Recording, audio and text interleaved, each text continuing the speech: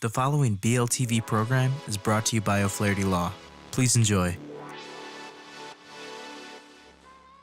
Welcome to Learn About Law. My name is Kevin O'Flaherty from O'Flaherty Law, and today we're going to answer the question, how is probate started in Illinois?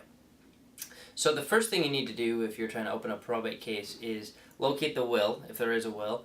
And if there is a will, it has to be filed within 30 days of the date of death by either the executor or the person intending to administer the estate. It needs to be filed in the with the clerk of the court in the county in which the decedent, that's the deceased person, last resided. If you can't locate the will within 30 days of death, or if there's some other reason that it can't be filed with the court, then it's filed along with an explanation for why it was filed late, and that's not uncommon for that to happen. Usually along with the will or shortly thereafter, you will file something called a petition to open the probate case.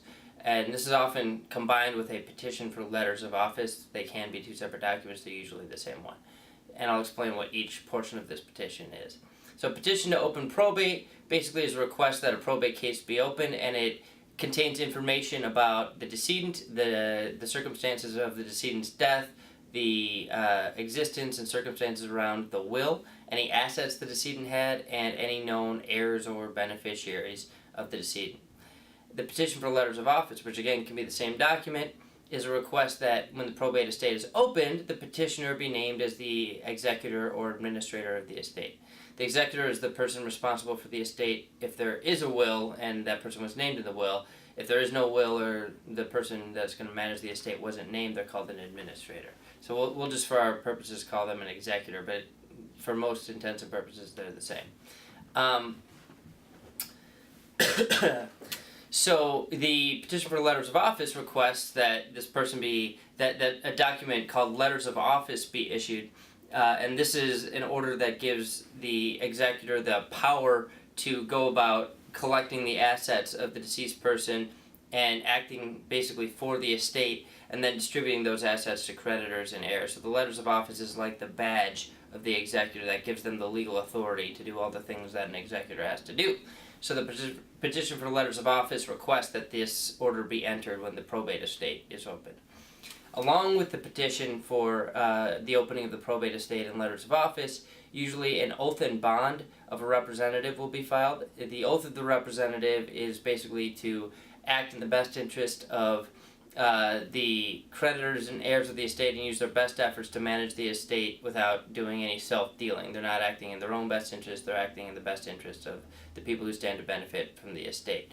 A bond is insurance that the executor or administrator will buy and is usually required to buy to cover any mistakes they might make in administering the estate. So if somebody files a claim saying that the executor or administrator wrongly paid out the estate and they were damaged by it, the bond will hopefully cover this claim.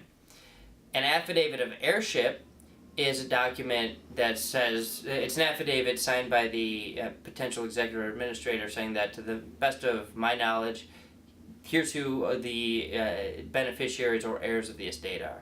Beneficiaries are people named in the will, heirs are people who stand to benefit if there is no will. So the person has to identify who the potential heirs of the estate are, give them notice, and put in an affidavit. I've investigated, and to the best of my knowledge, here's who stands to benefit from the estate.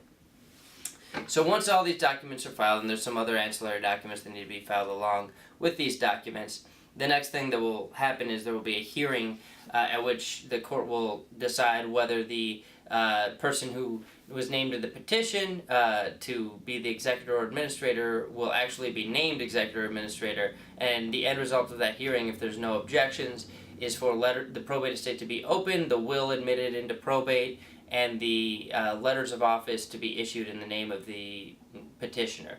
And that's how probate estate is open, and we have lots of videos and articles about the process after that of what happens once a probate estate is open. So if you have any questions, you can leave them in the comment section below this post at learn-about-law.com or below the video on our YouTube station.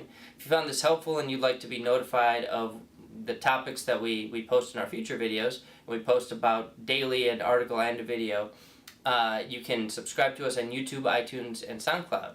If you need our help managing a probate estate, you can give us a call at 630-324-6666.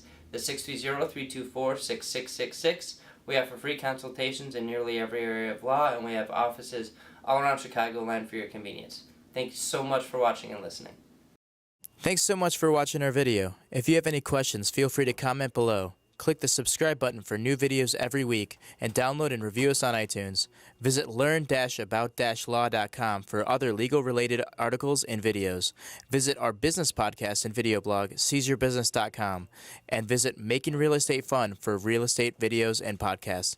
Call us at 630-324-6666 for a free consultation.